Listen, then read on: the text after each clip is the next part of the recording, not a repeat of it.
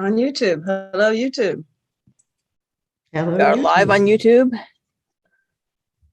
And we are live in the webinar. And here they come. Here we are. Hello, everyone. Oh, they're piling in. This is the fun part. Okay. So we have a limit of 1,000 people today, and I'm guessing that we will probably hit the limit. So if you're hearing this, you're in, but otherwise you can watch it in the online classroom. If you get bumped out and you can't rejoin, then you can watch it in the online classroom. But welcome. We are in the first live lecture, and we are delighted to have you. I am Tien, as you have probably guessed, and this is Michelle, and this is Dawn, who is our moderator. Hanging out for a minute to say hello. Yep. And let me think. Michelle, do you want to introduce yourself? Well, yeah, I'm Michelle Felsen. I'm with Lunatic Friend Yarns, but I'm also doing this just to be part of this wonderful Weave Along with Tien. We've been having such fun. So yeah. Great. Dawn, would you like to do the spiel? Is it spiel time? Okay. So this is our live demo or our live lesson. So there's a lot of material we'll be covering. We will take questions at the end, and we'll alternate between live and pre-asked questions. To ask a question, use the Q&A button that's at the bottom of your screen if you're on a laptop or a PC. Somewhere in the top of your screen if you're on another device, it's two thought bubbles. Take a look. If you type your question, or if you see other questions that you'd like answered as well, say me too, and that way we'll give them priority, and we'll give priority to questions related to this week's subject material. Use the chat for what you're doing now, hellos, and what's going on and all that good stuff. Keep your questions in the Q&A though, pretty please, because it's easier to keep track of them. And I think that's it. Yep. Okay. So today what we're going to be doing is going through the lessons, and what I generally do instead of reading off the lessons, which you can read, is go through them and try to put a little bit more spin onto them and go a little bit more in depth into the topics. So I won't necessarily follow the lessons exactly, but I'm going to go into them and talk a little bit about the material in the lessons. So I may hop and skip about, but I will be going through the topics. And then after that, I'll do a demo of the color editor, and I'll also answer questions along the way. There were 2 questions that came in beforehand, and I'll answer those. And then Michelle and I will answer questions if we've got time left over. And let's see. I'm going to go ahead and get started. So I'm going to share my screen 2. Okay, great. So I'm going to start with types of gradients, and I'm going to go through this pretty quickly because there is a lot to talk about today. So a gradient is basically a gradual transition between colors, and I say gradual with a grain of salt because, of course, you can have a gradual or a dramatic transition between colors. But think of it as a way to get from color A to color B, and as opposed to doing stripes that don't transition, or as a series of stripes that never really transition from one color to another. And so gradients come in a couple of different types. The first type is the alternating thread gradient, which basically alternates proportions of different colors in stripes in a way that transitions from one color to another. So you have the linear gradient, and I should say that there are not just 3 types of alternating thread gradients. I talk about the linear gradient, the curved gradient, and the Fibonacci gradient, but obviously there are crossbreeds versions. You can do a linear gradient that is moves quickly on one side from color A to 50% color B, and then slows down on the other side. So it can progress quickly from color A on the left to a 1-to-1 ratio, and then it can move very, very slowly, tapering to the other color on the other side, and so on and so forth. So these are three different types of gradients, but they're by no means the only types of gradients. You don't have to use just two colors either, although with alternating thread gradients, for it to really be what I think of as a gradient, these are really two color gradients, but you can use them and transition from color A to color B to color C, and so on and so forth. So this is an example of a linear gradient with multiple colors. So this is a different type of gradient, or this is an application of linear gradients to more than two colors. Now, the thing with linear gradients, and I'll pull an example here, is that you have to think about how the colors are going to blend with each other and how they're going to work with the weave structure. So if you look at, I think it's this one.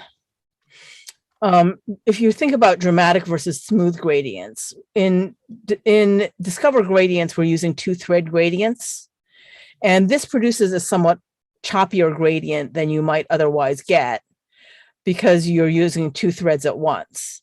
And so you might ask yourself, why are you using two threads at once when you could be using, let me see here, wrong one, single thread units.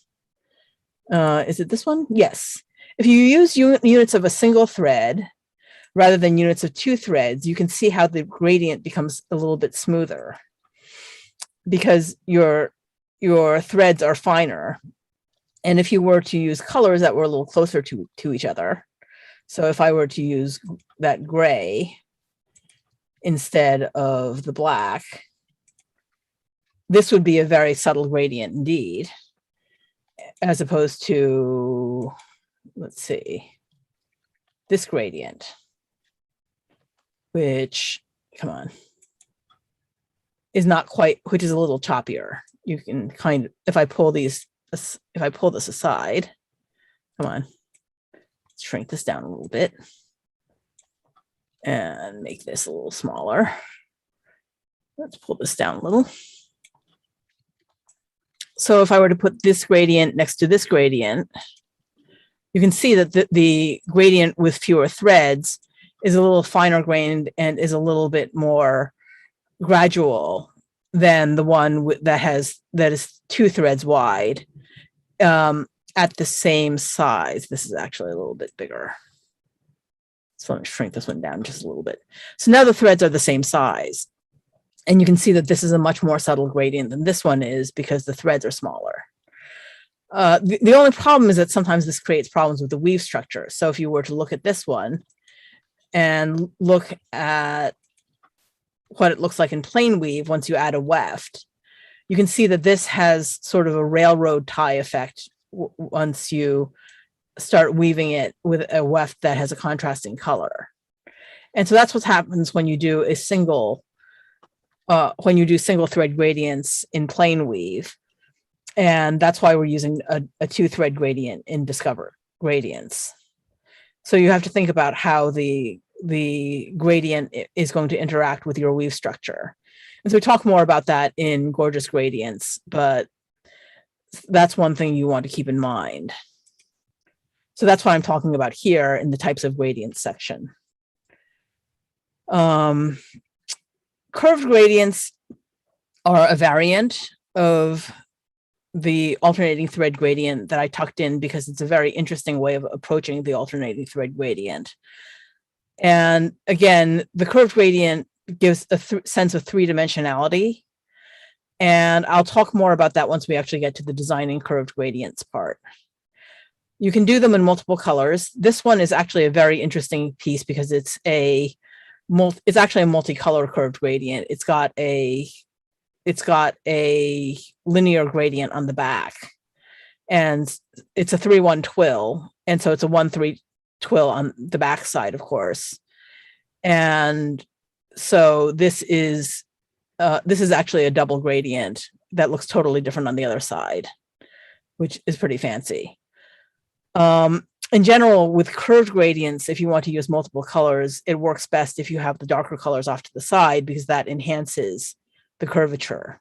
So you can see, particularly with the yellow shading to orange and red, that the curve looks curvier because the darker colors are off to the side.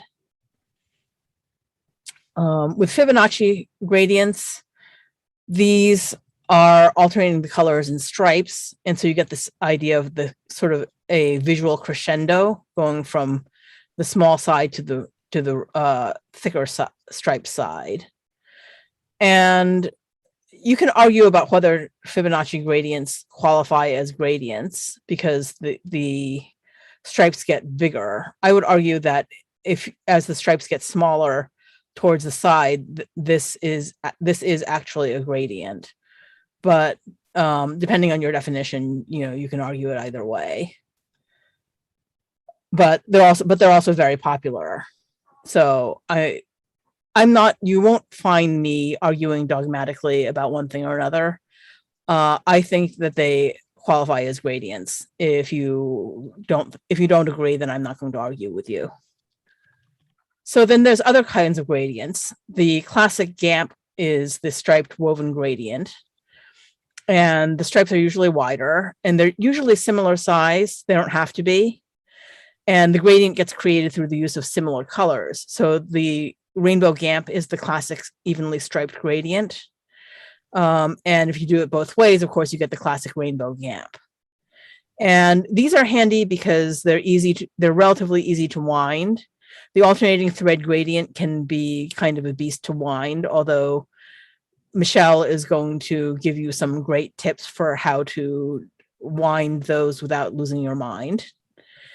And the downside, of course, is that you need quite a few colors in order to do a striped gradient. And so they can be expensive to buy yarns for. Now you can do some pretty interesting things with the striped gradients if you are willing to dye your own yarns. This is a piece that I did with the stripe, or this is a striped gradient that I did. I got obsessive and I dyed 28 different yarns for this piece. And so you can see that the colors are so close together that they look almost like like it was dyed. Like the yarn was dyed as a single piece, which it wasn't. And the end result was this piece. Here we go.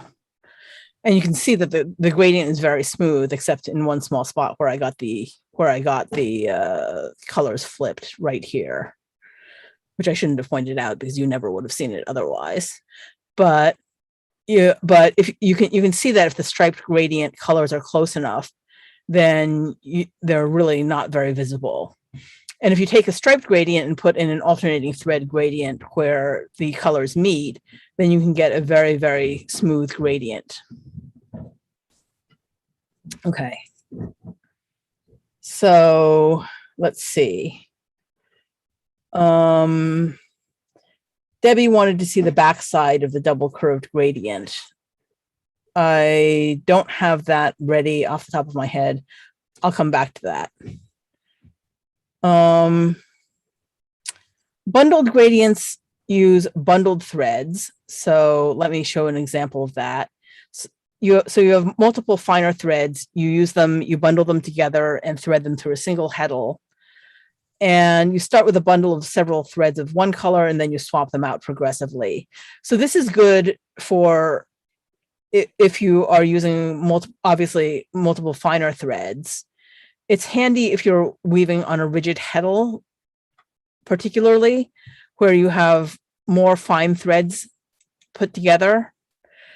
If you are using colors that are fairly close together, you can get an almost completely invisible gradient. This one is going from blue to green. And you can see a difference from the left to the right, but because the yarns are very close together in hue and value, you really don't see the border lines between them. And the end result is a fabric. I think this one was woven on a rigid heddle, wasn't it, Michelle? Yes, it was. It was woven on a rigid heddle. Yep.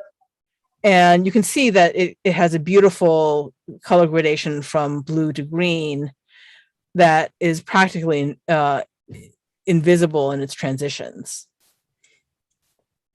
And then, but if you use bigger steps, it can also really smooth out the steps. So this is a piece that's currently being woven. And you can see that the yarns being used are really, the steps in the color gradient are very large, but except in the area where the red is transitioning to the yellow and the yellow is transitioning to the blue, which is a huge step, the colors are blending together very nicely.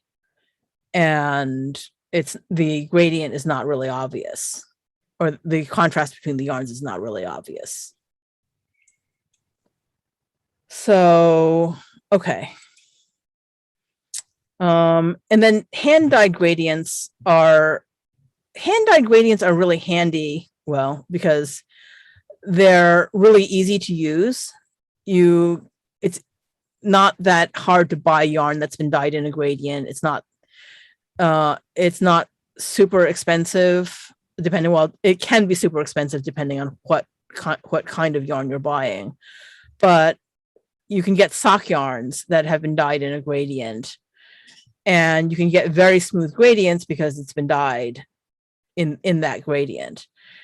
And the main things that you want to keep in mind are, one, you don't get to have complete control over the length of your gradient in most cases, because the gradient is dyed into the yarn. And so there are a couple of things that you can do to control the length of the yarn. For example, if the gradient has solid sections, you can break the yarn in the solid sections, and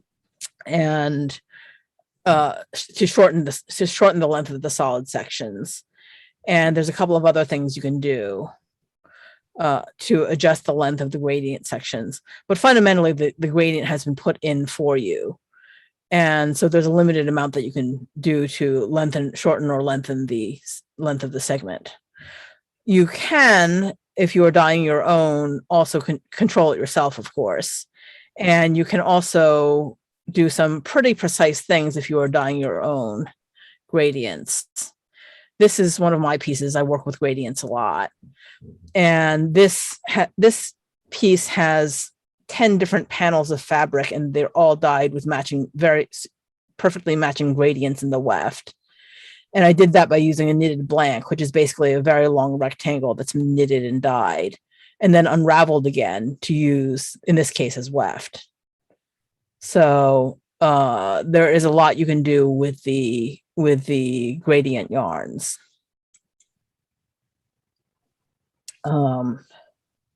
Heather is asking that in this scarf that most of the color transition looks like it happened within the weft. Is that right, Michelle? It looks like there's the color, it's both in the weft and the warp. The warp has a repeat, and then that repeat is just extended so that you go from the same blue to the same green. It's the same gradation in warp and weft. The weft gradation is longer. okay. So that it just spreads it out into even steps between the green and the blue, both widthwise and lengthwise. Okay. Thank you. Mhm. Okay, so that's it as far as types of gradients go. Can I throw in a question on types of gradients? Sure. Paige says, did you say linear gradient and Fibonacci are all types of alternating thread gradients? Linear is definitely alternating thread, so is curved. Fibonacci is sort of a crossbreed. You can argue for it as alternating thread, and you can argue for it as a type of striped gradient, depending on how you approach it. I would put it in the alternating thread category, but again, I don't get too precise about terminology. So that's where I would put it. Perfect. Thank you. Okay, so next up is creating smooth or dramatic gradients. And smooth or dramatic gradients is basically a question of hue and value. So there are three parts to a color. There's hue, which is the color family, where it is on the color wheel. And then there is value, which is how light or how dark it is. And then there's saturation, which is how much gray is in it. Let me just briefly show you using the color picker. So if you were to look at one of these colors, I'll just add a color to the palette. You can see that the hue is basically what's on the color on this flattened out color wheel. It's the color family. It's whether it's red or blue or yellow or whatever. Saturation is where it is from left to right. It's how much gray is in it. On the far left, it's not very saturated at all. In the middle, it's somewhat saturated, and on the far right, it's as intense as it can get. It's at maximum saturation. And value is how light or how dark it is. And so white is the highest value, and it is as light as it can get, and black is the darkest value. It's as dark as it can get. And that is sort of the very short run through colors. Now, smooth or dramatic gradients is basically about value, how dark a color is, and a little bit about hue, which color family it's in. In this particular case, the colors are the same hue and are close to the same hue. They're very close on the color wheel, and they're also nearly the same value. They're about the same darkness. In this case, the colors are nearly opposite on the color wheel. And let me pull up a color wheel here. Let's see, hold on. So here is a color wheel.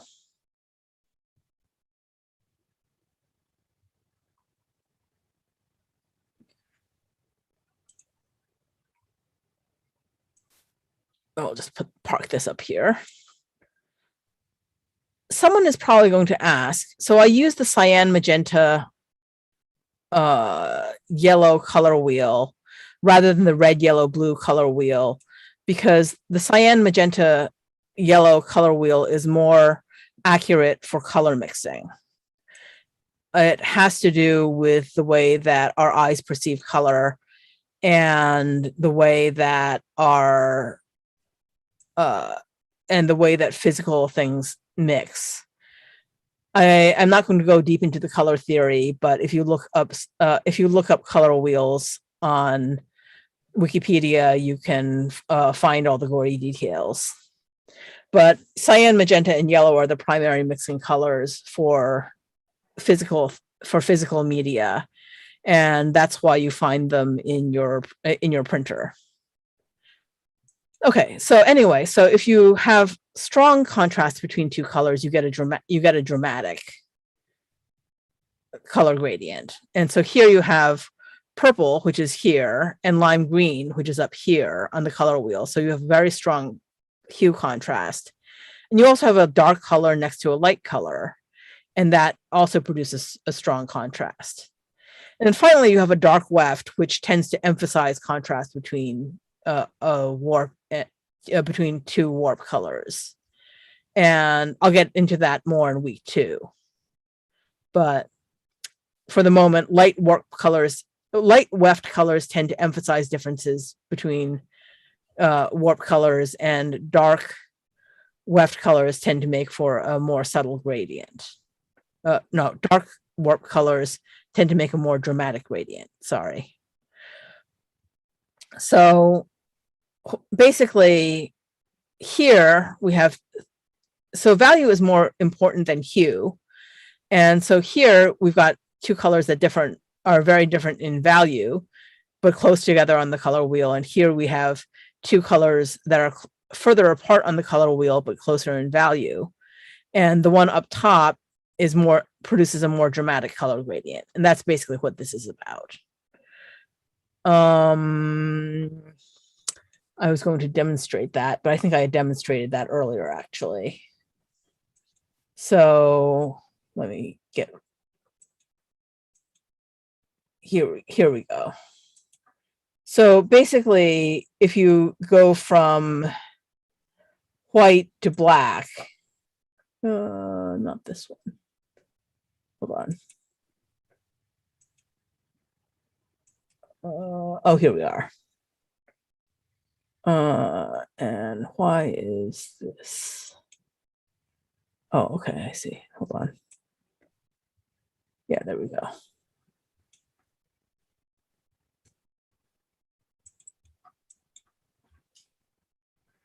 So if you're looking at a gradient, and I'm just looking at the curved gradient for the moment, if you go from black to white, that's about as dramatic as you're going to get because that's the biggest value difference. If you go from white to gray, to a light gray, you have a much smaller value difference. And so it becomes much more subtle. Oops, let's go here.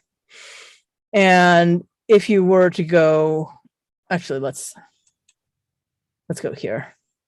Okay. And as you go from white to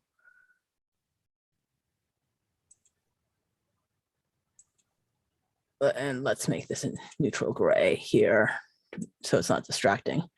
And as you go from as you increase the amount of value contrast between the two colors in the warp, then the gradient gradually gets more and more dramatic until you finish up here with a very dramatic gradient. The weft makes a difference as well. So as the weft gets darker, the gradient gets more dramatic. As the weft gets lighter, the gradient becomes, the gradient tends to be less dramatic when the weft is lighter. And in between, you get a kind of in between result. Okay. Now, hue also does matter as well. So what I've done here is the top part shows the hue of the color, and the bottom part shows the same color in black and white. So what I'm doing here is showing you which colors are similar in hue as well as which colors are similar in value. So if you were to take two colors that are similar in hue, so if you were to take, for example, yellow and orange, which are close together, which are very similar in black and white, and also very similar in value, very close together on the color wheel, then you would get a very subtle gradient, like that. If you were to take, especially if you were to take one of these colors and make it the weft. If you were to take the, now, if you were to take the orange and mix it with something that's about the same darkness, like say the purple, oops, let me get back to replace colors. Then you can see that you're still getting something that is, let me change the weft to something that is not. Then you can see that you are getting a more dramatic gradient, but you are still not getting something that is super standout as you would with a black gradient that's still more dramatic. And the reason why is that value contrast is more important than the hue contrast that you had. So let me see that.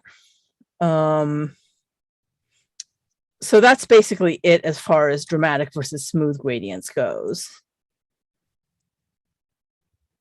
And then knowing how much value contrast you have basically, I'm not going to go through this because this basically involves a physical demo, which I'm not set up to do. But basically, you want to take a black and white photo, and the main thing you want to keep in mind with the black and white photo is that you want to use the mono filter on an iPhone. And unfortunately, there are about 6 different ways to get to the mono filter, depending on what kind of iPhone you have, which is why we don't do a video demo of how to get to the filter. I would suggest, if you don't know how to get to the mono filter, I would just suggest Googling it, how to do it on your iPhone. And there's probably YouTube video that can show you how to do it. Android phones, a lot of them have different cameras and different filters, which is why I recommend the Black Cam app, because it's available for most Android phones and it has a classic filter that does what we want it to do. Magenta, cyan, and yellow, as well as sometimes red, blue, and green, behave oddly when you render them in black and white on a monitor. And that just has to do with the fact that your monitor, the monitor lights are red, blue, and green, and the opposite of red, blue, and green is cyan, magenta, and yellow. And so if you're trying to use a black and white smartphone camera on those swatches on your monitor, weird stuff can happen. And so in those cases, you may just have to eyeball it. Yarn twists, basically, those are fairly self-explanatory. So I'm not going to go any further into that. Let's see. So what questions do we have, Dawn? Sorry, here I am. I was muted. Gwen says the course mentions 6 different gradient types which apply to weaving. I've been looking at gradients more broadly. Adobe says there are 5 and other sites have different numbers. Can you say more about what the considerations are for weaving? That's interesting. I haven't actually looked up to see what types of gradients Adobe says they have. For weaving, basically the considerations for gradients for weaving are that we tend to have fairly distinct colors, which is to say that unless you are a dyer, you don't generally have the luxury of a monitor with 3 million colors. And so, and we also have distinct threads. So even if we had 3 million colors, we wouldn't want to have one strand each of 300 colors while we're winding our warps. And so we're limited to maybe 2 or 3 colors when we're doing our color transitions. And so that's one thing we want to keep in mind when we're doing our gradients. We can also dye our gradients, but we also want to think about the expense and the hassle of constructing our gradients. So those are the main things I would think about in terms of doing gradients for weaving. So anything that you want to add to that, Michelle? I was reading a question. I'm sorry. Where? The 6 different gradient types. No, I haven't looked up the different gradient. I have done different gradient types in art school when we were doing design work. And they talk about different types, but a lot of those have to be accomplished with paint or light, and we don't have that. We have distinct strips of color, and those are the only ones we can use. So that's the difference between ones that can be used in weaving and ones that can be used. Okay. Yeah. Because paint, you can mix in solution and get, drops of an additional color. You've done that with dye. Dye can be done, but when we do weaving, it has to be strands of thread. So there's a size that we have to deal with. So Okay. I'm going to go. Yeah. You want to keep going or you want more questions? No, I think I'm going to keep going, and then we'll get to questions at the end. Okay, so let me talk about designing linear gradients and designing curved gradients and Fibonacci gradients. And then I'm going to do a demo of the color editor designing one of the gradients. And then I'm going to go into questions at the end. Unless there's questions that are specific to one of the lessons. So linear gradients.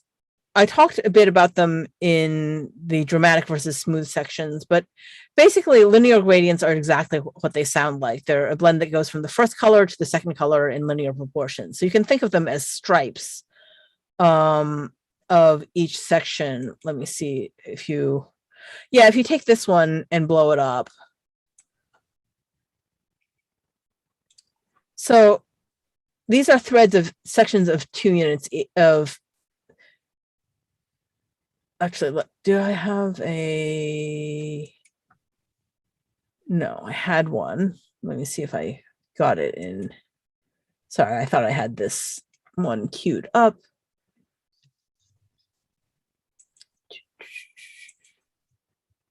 All right, this one, yeah, here we are. Okay. So if we look at this one here, you can see that it has units that are 2, 4, 6, 8. So you have a section that is, let me zoom in even further. So you can see that you've got 2 threads of white, then you've got 2, 4, 6, 8 threads of black. So you have 2, 8, 2, 8. So you've got a 4-to-1 ratio. 1 unit of 2 threads, 4 units of black threads, 1 unit of 2 threads, 4 units of 2 threads each of the black. So here you have a 4-to-1 ratio of black threads to white threads. And then in this section over here, you have a 3-to-1 ratio, 6 threads to 2 threads, 6 threads to 2 threads of black to white. In this section over here, you have a 2-to-1 ratio of black threads to white threads. You have 4 threads, 2 threads, 4 threads, 2 threads, 4 threads, 2 threads. So, and then once you get to this section, you have a 1-to-1 ratio, 2 threads of black, 2 threads of white, 2 threads of black, 2 threads of white, and so on. And then you come here and you flip it. Now you have 1 thread, 2 threads of black, 4 threads of white, 2 threads of black, 4 threads of white, and so on. And then you get to 2 of black, 6 of white, 2 of black, 6 of white. So that's a 1-to-3 ratio. And then 2 of black, 8 of white, 2 of black, 8 of white, and so on. And so that's changing in a linear proportion. So you start out with a 4-to-1 ratio, then you go to a 3-to-1 ratio, then you go to a 2-to-1 ratio, and then you go to a 1-to-1 ratio, and then you flip it to make the gradual transition to the other color. And so that's basically what a linear that's basically what a linear gradient does. You can think of it as stripes of sections. One section has a 4-to-1 ratio, one section has a 3-to-1 ratio, one section has a 2-to-1 ratio, and so on and so forth. And so you can make the length of each section whatever you want to make it. You can make it change quickly by making each section narrow, or you can make it change gradually by making each section longer. And the difference between a linear and a curved gradient actually has to do with the length of each section. So if you look at a curved gradient is basically what happens if you take a linear gradient and you start messing around with the length of each section. So in this section, the curved gradient, you have a section that has a very high proportion of white to gray. And then you have a section over here that has I think, let me zoom in. So here you have a section that is something like 2, 3, 4, 5, 6-to-1 of white to gray. And then the next section that has something like 5:1 white to gray, and then you go straight to 3:1 white to gray. And so this is no longer linear. It's not a linear progression, but it's the same, but it's a similar idea, which is that you're taking the idea of different proportions of color. You're just changing the proportions much more quickly. So that's the idea of the linear proportion. If you look at this with 1 unit, you can see the striping a little more clearly here. This section is 1:1. This section is 1:2. This section is 1:3. This section is 1:4 here, and this section over here is 1:5, or maybe 1:6. So that's how you construct a linear gradient. And then linear gradients work really well when you want to shade one color into another. And so, as we talked about that's basically about hue contrast and value contrast. I am not going to go through that again, but that's basically what we were talking about previously. Let's see, through that. This one here is talking about how the green and magenta are similar values, or similar values, and therefore not as dramatic as they might be. Obviously, it does make a difference. Color mixing. So this part is actually interesting, and is not covered in the part about smooth or dramatic gradients. So I'm going to stop here and talk about this a bit. So the 2 primary rule, that was in week 0, but obviously there wasn't a live lecture for week 0. So I want to talk about this. And I think some people were asking if the colors, actually a lot of people were asking about what the 2 primary rule is and how it works. So the rule with 2 primaries is that 2 primaries added together yield an equally bright color. So if you take yellow and you add it to magenta, you get an equally bright color on the color wheel that lies somewhere between yellow and magenta. And it actually works with this color wheel here. So if you take yellow and you add it to magenta, you get an equally bright color somewhere between yellow and magenta. You get orange, red, red, magenta, or something like that. If you take magenta and you add it to cyan, you get something between magenta and cyan, and it's equally bright. So you get purple, you get blue, you get this blue that's between blue and cyan. If you take yellow and you add it to cyan, you get all the shades of green and yellow green, and and the cyan green. These don't render very well on the monitor, but they, it's a pretty rich set of colors anyway. Now, what happens when you start adding more than 2 primaries together? Well, that's when you start getting gray. The rule is that if you add all 3 primaries together in equal proportions, you get gray, and gray makes colors duller. And so that's where the 2 primary rule comes from. So when you start adding, say, colors that are outside the segment, what happens is that you start adding the other primary.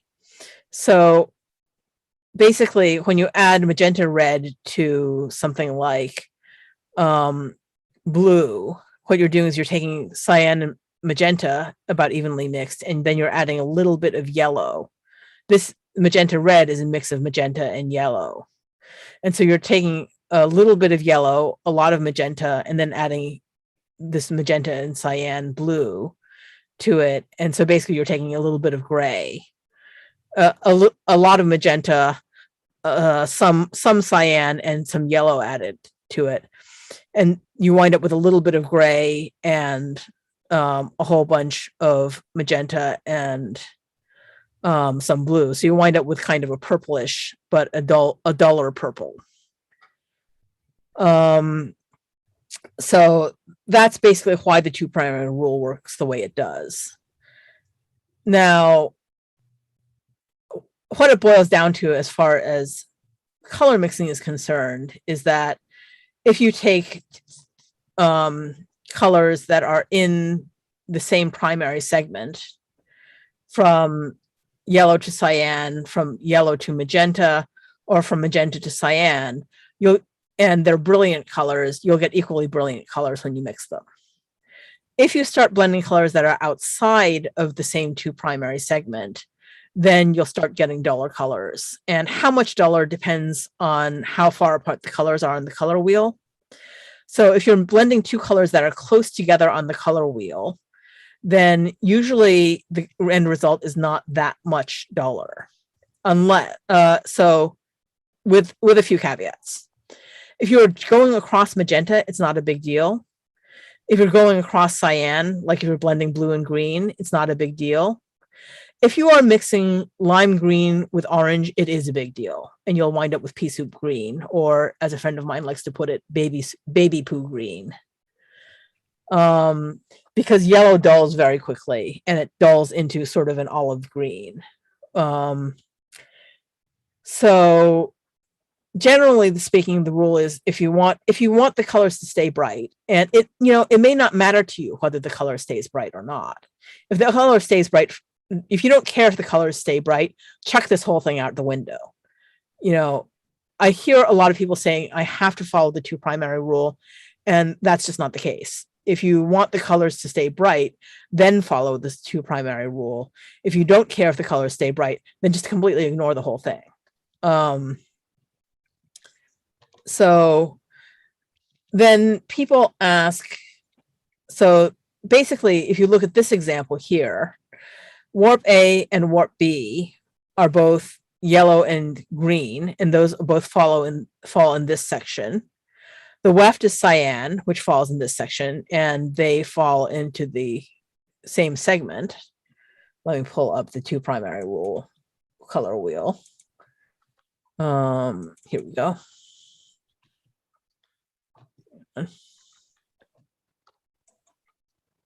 All right, let's pull this over here.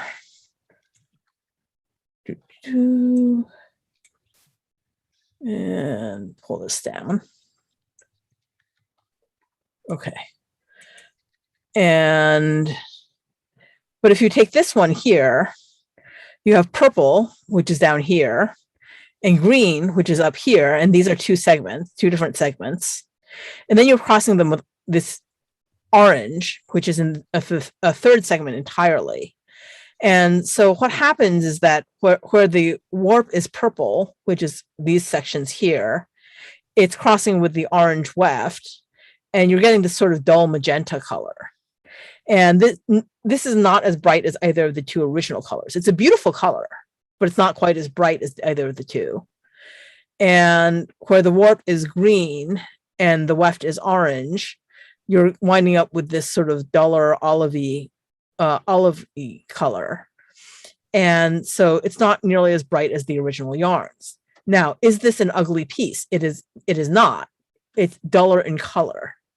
And I want to make that distinction clear because, once again, the two primary rule says, is something going to be as saturated in color? Is something going to be as bright? And the answer is no. It says nothing about whether it's going to be as beautiful. So that's something to keep in mind.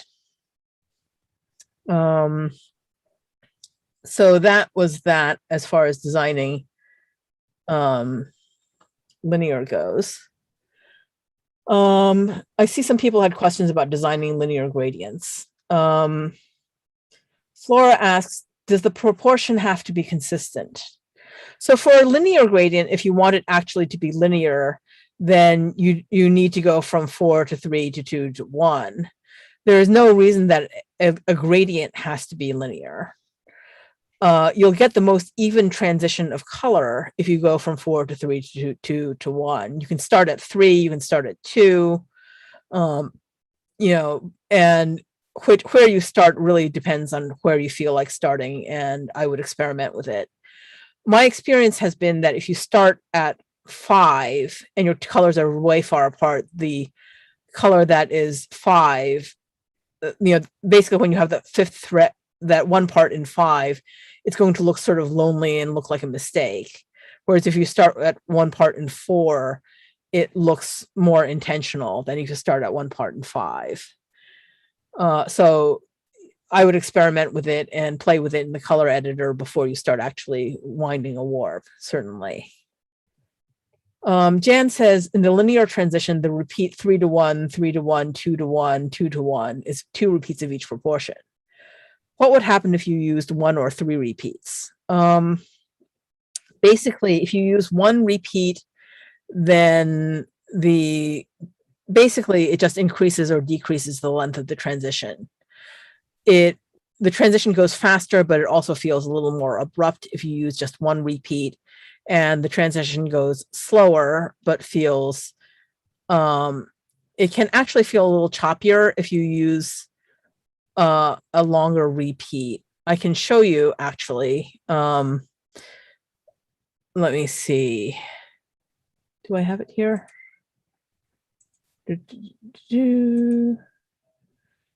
Chris and I are working on a new tool. Oh, actually here. This is a linear gradient with a very long repeat. So you can see that this is longer than, well, it's also more. Let's see here. No. This has a fairly long repeat, so you can see that it has a lot of the 1-to-1 area. It has a lot of the 2-to-1 area and so on. So that's a fairly lengthy gradient.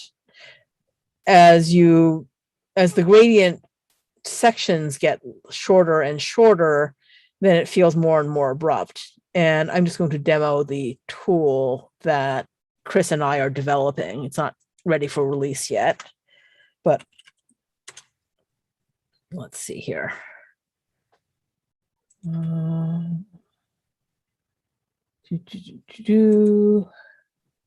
This is going to be magic once it's released. I promise you. We don't have it out yet, but it's coming. Oops, no. Select all warp. I can tell you it is magic. So linear. Okay, so this is what it looks like with, let's see, here we go. So this is what it looks like at a small scale.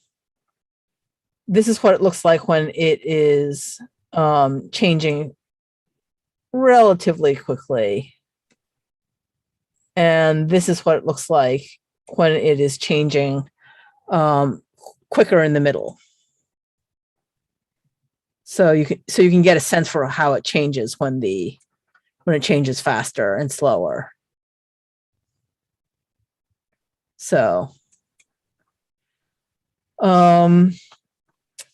Paige says, what are the differences when you run your gradients with your weft as opposed to your warp? It looks very similar, but it weaves very differently.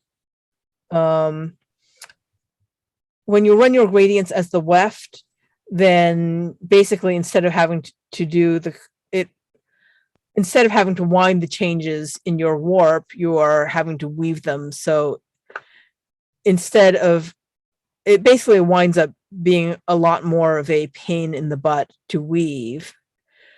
And so if you're doing a longer piece, then obviously it's going to be more of, it's going to go slower.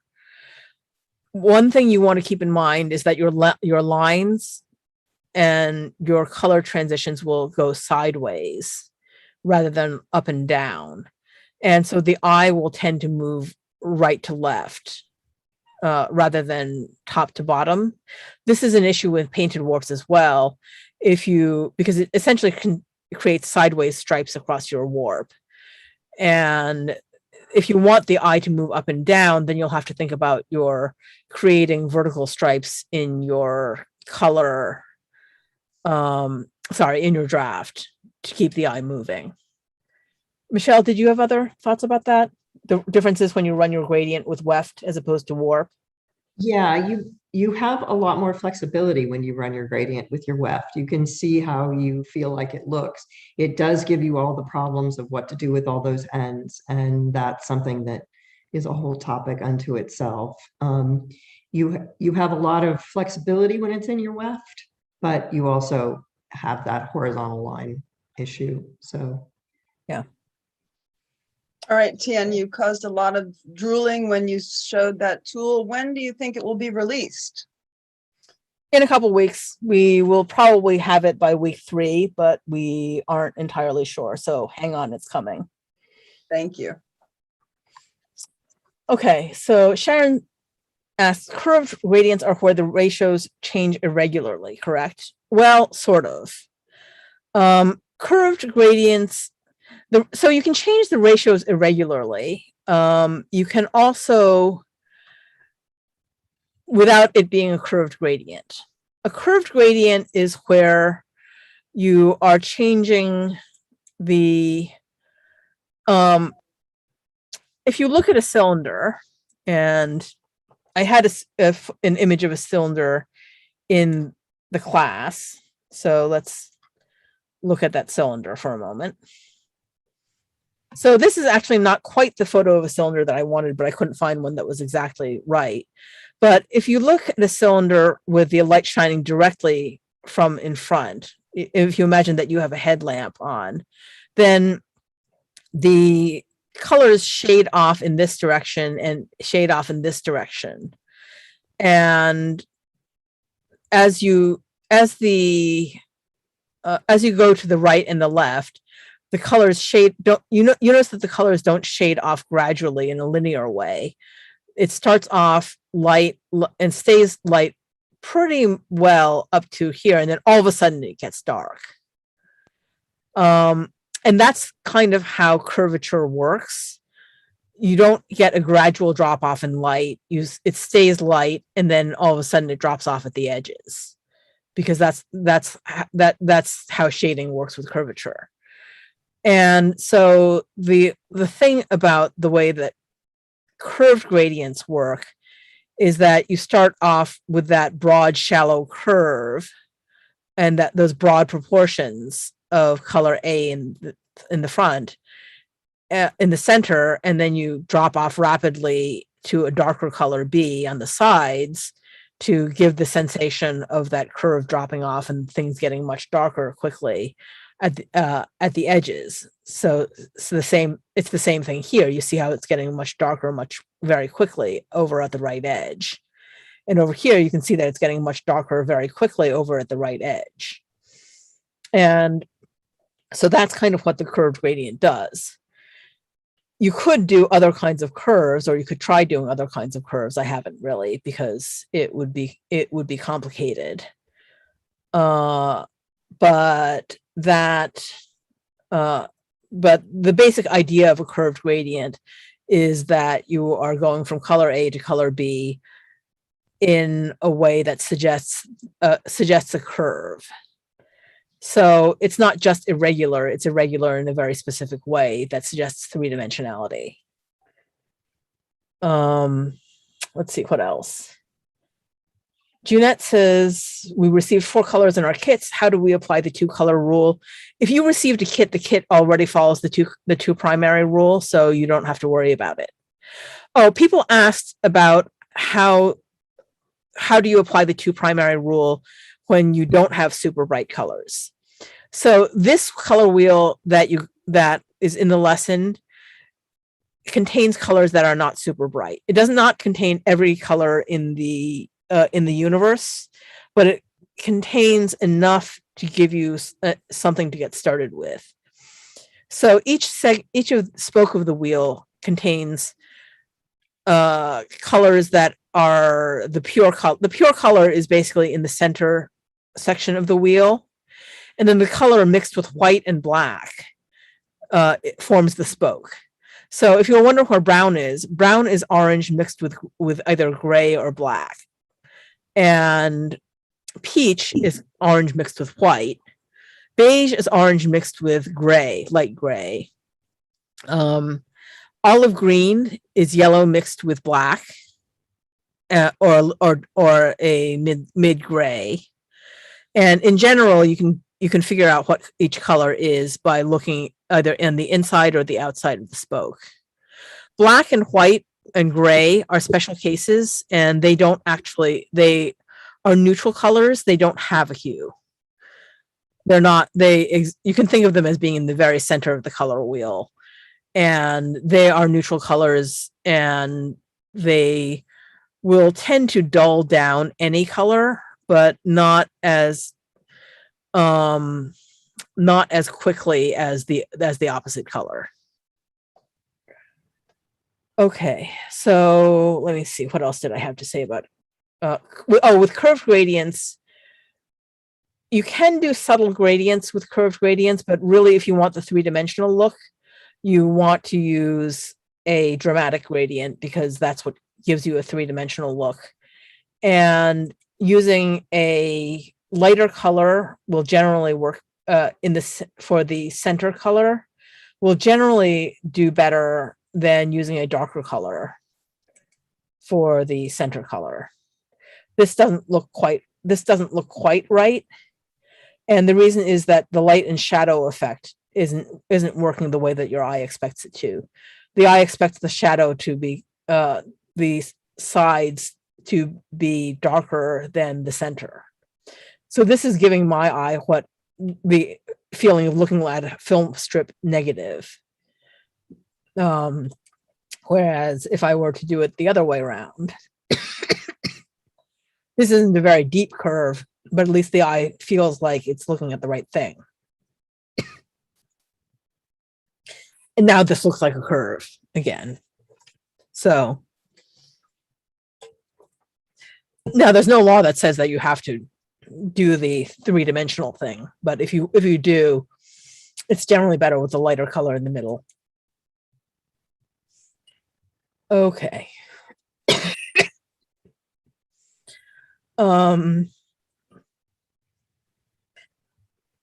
Jane asks, does the width of the stripe affect its brightness? Yes, it does somewhat. The wider the stripe is, the more concentrated the color of the stripe is. And we'll get to that right now with the Fibonacci gradients. So let's move on. Let me just make sure I didn't miss anything with the color. I talked about that. Okay, great. Fibonacci's. So the Fibonacci sequence is very common. I feel it's overused, but it is a good way of getting stripes that have proportions that look good together. You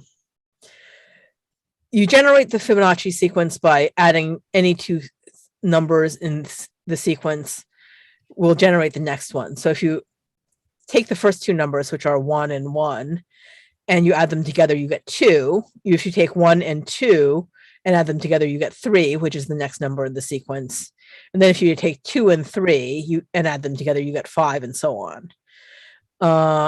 If you Google Fibonacci, you'll find plenty of information about the Fibonacci sequence. So I'm not going to go a whole lot deeper into what Fibonacci and why it works. Fibonacci will work either as a dramatic or a subtle gradient. If you do it as a dramatic gradient, then you get this feeling of what I would almost describe as an emotional crescendo. This is kind of reading it backwards to the Western eye. We are programmed to read things left to right. And the way that drafts are written, this is going right to left. If you look at, I flipped it around so it would match the draft. But if you flip it around, then the crescendo reads a little bit more easier to the Western eye. But anyway, it feels more exciting to the eye than this one because, again, the sequence feels more muted and the amount of drama feels more muted because there is less of a dramatic effect. Now, the thing about the Fibonacci sequence is that it intrinsically contains more drama than the other two types of gradients. And that's because, as I think Jane said, the width of the stripe affects its brightness. In particular, it affects the amount of power in the color. So thin stripes tend not to have a whole lot of power in them. If you look at these stripes, the thin green stripe really doesn't have much impact, whereas the thicker green stripe really kind of impresses itself on you. And that's because the bigger the chunk of color, the more it kind of sears itself onto your eyeball. And so the Fibonacci napkins have more visual impact. The stripes have more visual impact than the other ones. So it's bolder in its design. And then and that also means that the more strongly contrasting the colors are, the more dramatic this napkin has a potential to be. So if you want something that will really draw attention, this one will do it, has the potential to do it much more than the other napkins do as a design choice. You don't have to worry as much about the color mixing between the colors in the warp. Because the stripes are larger, the eye tends to blend together colors that are, the eye tends to blend together small dots of colors. And so when you're looking at a linear gradient, particularly a linear gradient in relatively fine yarns, so if you're looking at the 10-2 gradient, the eye is sort of blends together some of the finer lines in the linear gradient. That's the whole idea, actually, when you're trying to get a smooth color blend. With Fibonacci gradients, the lines are much thicker, and so there's much less color blending. And so if you put purple next to yellow, for example, you might get in a linear gradient, particularly if you're seeing it from far away, the eye might start blending the purple and yellow together to give you something kind of muddy brownish. But in a Fibonacci gradient, the yellow and the purple are probably going to stay pretty distinct because they're in big stripes. So with Fibonacci, you can generally use stripes of different colors in the warp, or except for the fact that your weft has to follow the two primary rule with both warps if you want the colors to stay bright. So the warps don't necessarily have to match, but the weft for the two primary rule, but the weft has to match both warps. Let's see. So more on the two primary rule, and then more colors. This one I just threw in to show that you can do interesting double gradients with the Fibonacci sequence. I'm not sure this would really qualify as a color gradient per se, but it is an interesting approach. What this is it's a gradient in one set of stripes, and it's a gradient in the other set of stripes, but they're alternating with each other. Okay, so Jane, I think I answered Jane's question. Yes, So- you did. Okay. Mary Wood asks, how does the size of the thread affect the construction of the linear gradient? Would it mean a greater number of repeats of each ratio?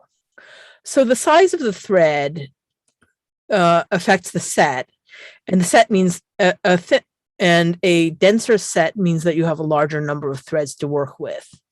And so at that point, you have a choice. You can either spread out the gradual, you can either spread the gradient out over more threads, make it longer, or you can make the transition faster. How do I put it? For the same number of threads, so for example, if you have this set of threads, then this gradient will appear to happen in a shorter time frame. Well, shorter width. If you are using 60s2 silk at 45 ends per inch or 54 ends per inch. than if you're using 3-2 cotton, obviously at 12 ends per inch.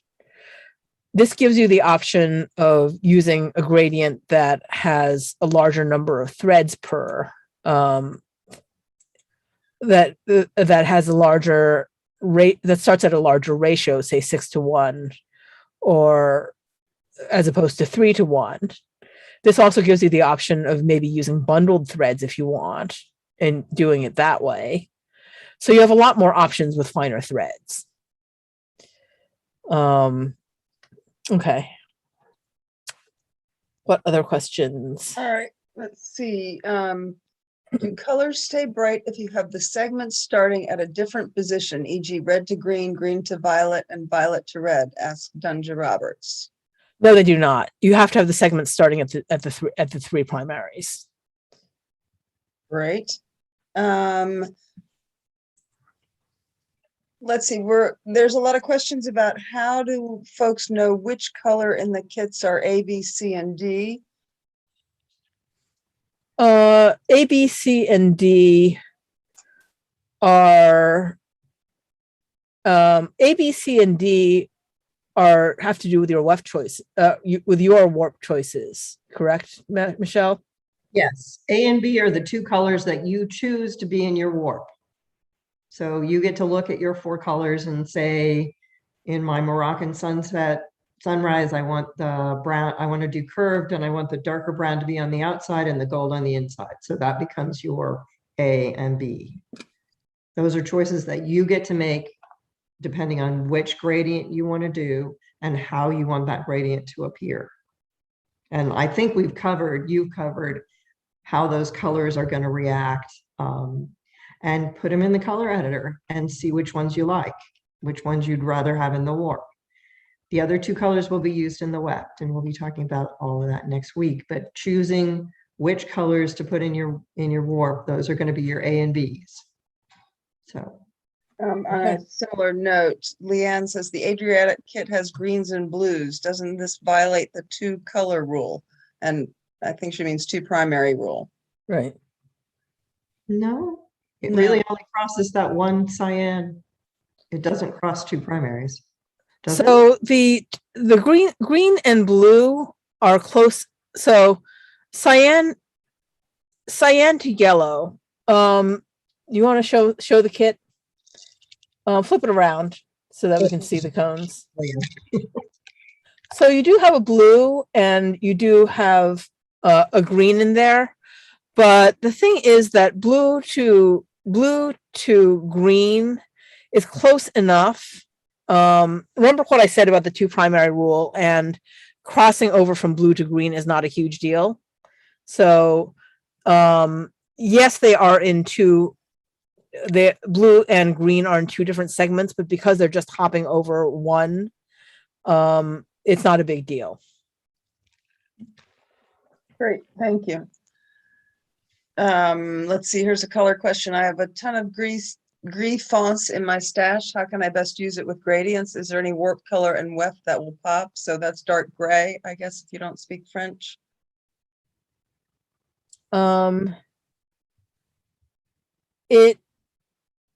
Let me see. Is Gris Foncé a gray? I'm not familiar with the Broussard colors. I just Googled it. I didn't get it. I just got a definition, so I didn't look at colors. I have most of them here. Aha. Look at her go. Okay. While you're doing that. Okay. I have all these right here to hold up. That's This is dark Gris gray? fonts. Wow. Yeah, this is Gris fonts, and it's kind of it's a medium gray. I think you can use it with just about anything. It would probably make a better Weft. might make a pretty good weft, actually. Although we would want to use it as one of 4 weft colors. I saw actually a very beautiful thing where somebody was using a gray like that with black as the warp, and then that will transform with any weft. With any weft color into basically a slightly darker and grayer version of the weft color. Play with it in the color editor and see what you like. Would be my suggestion, but it will kind of go with any color. Okay. Joanne asks if teal and navy would be considered following the two primary rule, and would the teal in the center demonstrate a more obvious curve? Teal is a darkened cyan, so yes, and navy is in the magenta to cyan segment, and so yes, that would follow the two primary rule. And the teal is lighter, so yes, that would give you a better curve. Okay, so Did I just kill something? let's see.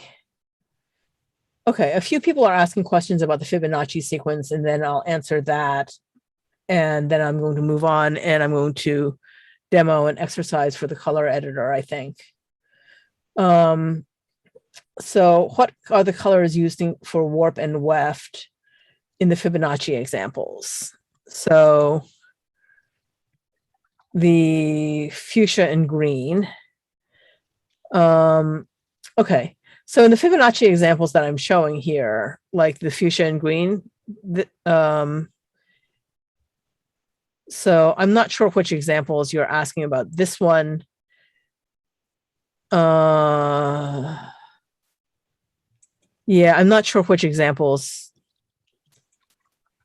The fuchsia here, the weft is gold, and the green in the green here, the weft is cyan, and that's stayed bright. In this section here, where it's turned gray, then the warp is red and the weft is cyan. In the Fibonacci example up top here, then this is, Michelle, do you remember? I remember which. What colors are used in warp and weft in this example? It was the teal and the 5 green. 5 green for warp, and then sea green for weft, I think. Yeah, and teal and sea green for weft on that one. The fuchsia and green below these that don't have the color circle. Oh, these. That's a very good question. I don't know off the top of my head.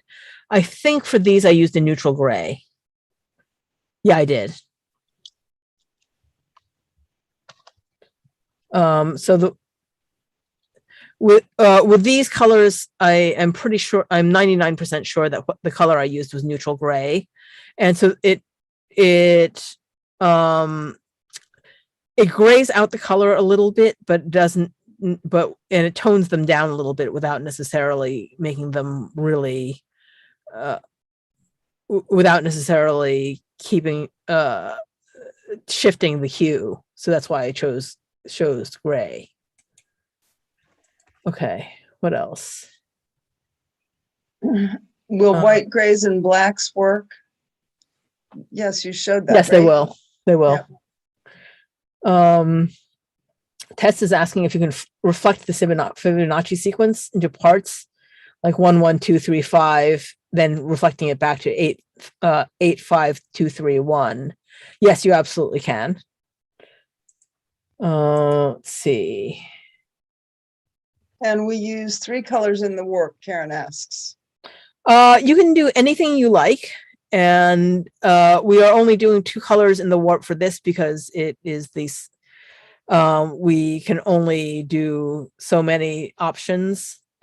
But if you want to try 3 colors in the warp, by all means, go for it. But you will be off-roading. Let's see. So folks are curious about their weaving napkins with each of the 4 napkins will have a different weft. Is that the plan? That is the plan. Okay, there you go.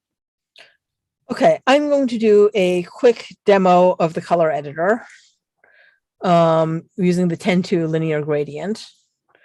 So basically, first of all, the color editor is actually in the browser. This is not a screenshot. This is actually the live color editor. And So basically the first thing you want to do is select your colors and or to set up your colors. And so you want to click colors from image.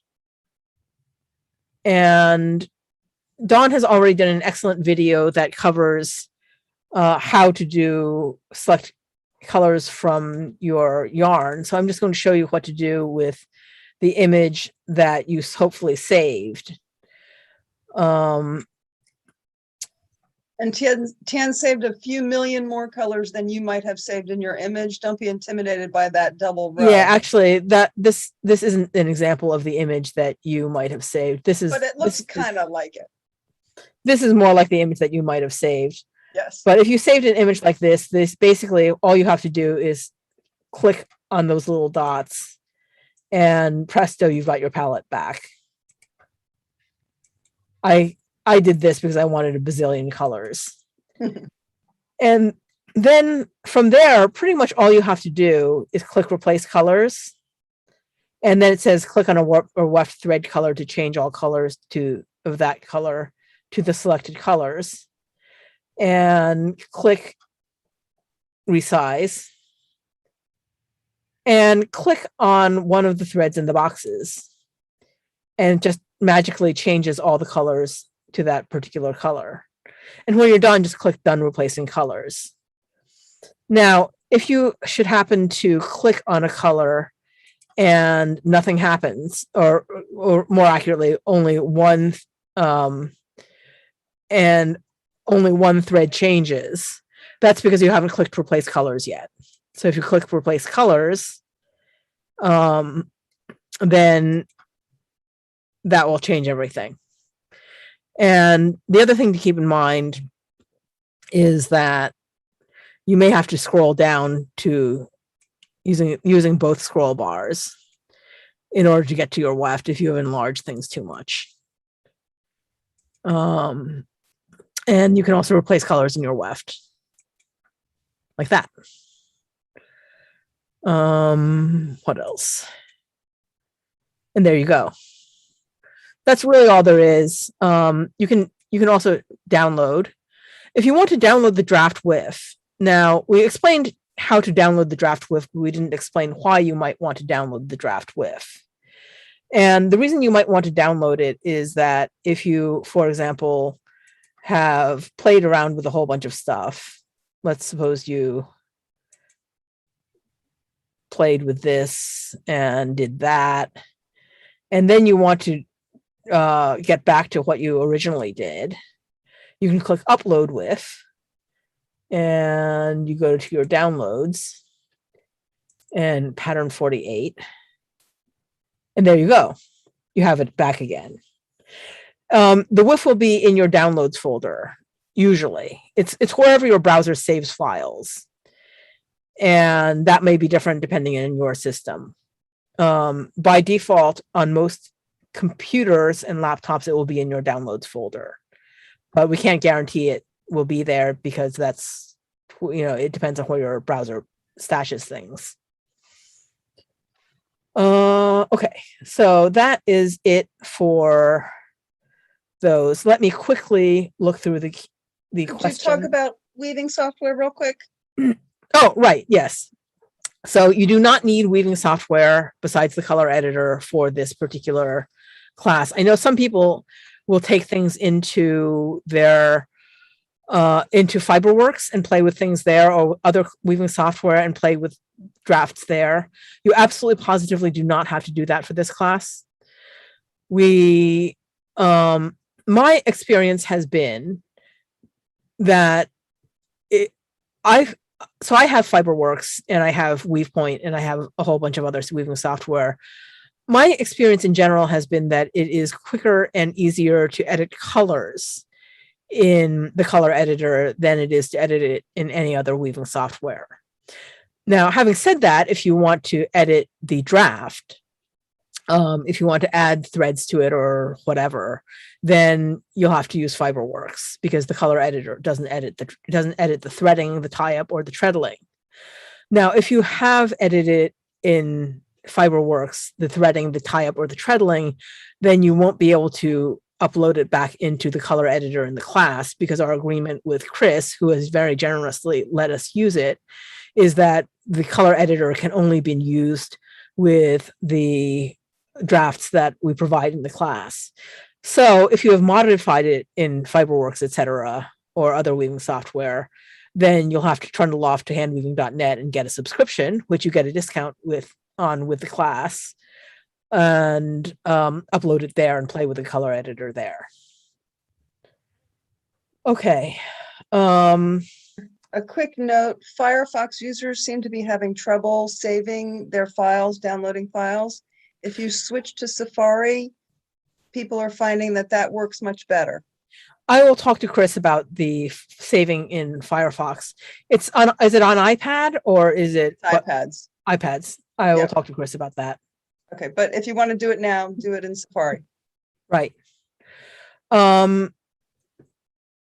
So let me see, what other questions? Oh, Jean is asking, are we going to do this in Plainweave? Well, yes, we're in Discover Gradients, we're doing it in Plainweave. In Gorgeous Gradients, we're going to do it in Twill as well. We're getting a ton of questions in the chat, folks, and I can't keep up with you in the chat. We have 20 questions in the Q&A. So we will save all those questions and put them forward to Wednesday.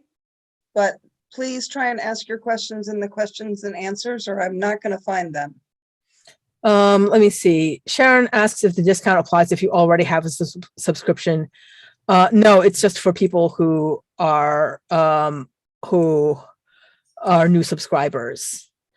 Joan wants to know where save is on color editor. It's actually the button marked download right here, where it says download, and then you click download draft, and you have a choice between draft with, download image, or colors image. Some people have asked whether why the drawdown image still appears small on their screen after they've downloaded it, even if they've sized it up. The answer is that frequently it displays small to fit your screen. So right now I've sized it up to be big, but when I open it up, it's going to look small. There we go. When I open it up, it's automatically sized small to fit my browser. But if I zoom in on it, this is what it looks like at full size. So what you'll need to do is to figure out how to get it to display at the full size of the image. And that's going to vary depending on what computer you're on. Okay. We have time for one or two other questions, and then the rest will have to get saved for next week. For Wednesday, sorry. Dawn? Let's see. Gosh, there's, let's see. Talk about the magenta in the Adriatic packet. Where would that go? There should not have been a magenta in the Adriatic packet, so maybe call Lunatic Fringe about that. Sue, yes, you should absolutely not wind your warps until after next Friday's lesson is released, because there will be a lot of really good suggestions for winding warps in that lesson. I'm considering doing the warp in a Fibonacci sequence and then alternating two different colors of weft also in a Fibonacci sequence. But I'm wondering if this would detract from the dramatic effect of the Fibonacci stripes.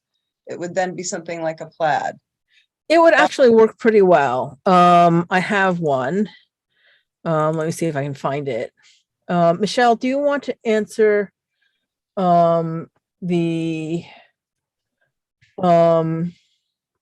hold on a minute.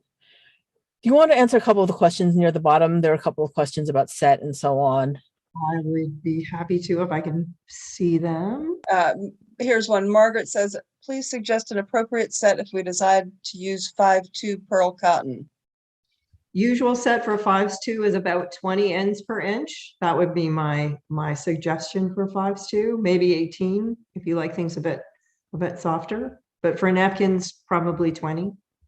Okay, Cass Markovich says, does this subscription also include rigid heddle drafts? They, absolutely, right? Handweaving.net drafts. Well, you can use any drafts on the in the color editor on handweaving.net, but most of the 70,000 drafts in handweaving.net, I think, are meant for shaft looms. But just in case you're asking Cass about this class, it does include rigid heddles. Yep, absolutely. Will the draft for 10-2 work if we adjust the set to 28 or 30? It'll be narrower, but sure. Shoot. Shoot. I don't have, I thought I had a good photo of the Fibonacci green sample, but this one is as close as you can get to seeing the Fibonacci green. The green Fibonacci one. And unfortunately, it doesn't let you see the whole thing. But I did weave one. So it actually does come out looking pretty well if you do a Fibonacci gradient in both warp and weft. I just don't have a photo of it for you. Okay. Let's see. I can hold up two of the color combinations. I only have Oh yeah. at my desk with me. Do you want, if you can, I can run, it'll take me 2 seconds to get the third one. Or do we have 2 minutes? I can hold up two. This is why don't you just do Sunrise. two? This is Moroccan Sunrise. And this is Adriatic Sea. And the other with the purple in it, of course, everybody always loves purple. So the Treasures of Tear is in the purple shades, in blue and purple. And I don't have one of those on my desk. Sorry about that. All right. I think that is all the questions we're going to get through today. And I have saved all of the open questions from the chat and from the Q&As. So we're ready for Wednesday. Okay, great. Thank you everyone for coming. And we will see you on Wednesday. See you Have a great Wednesday. week. Bye-bye. All right.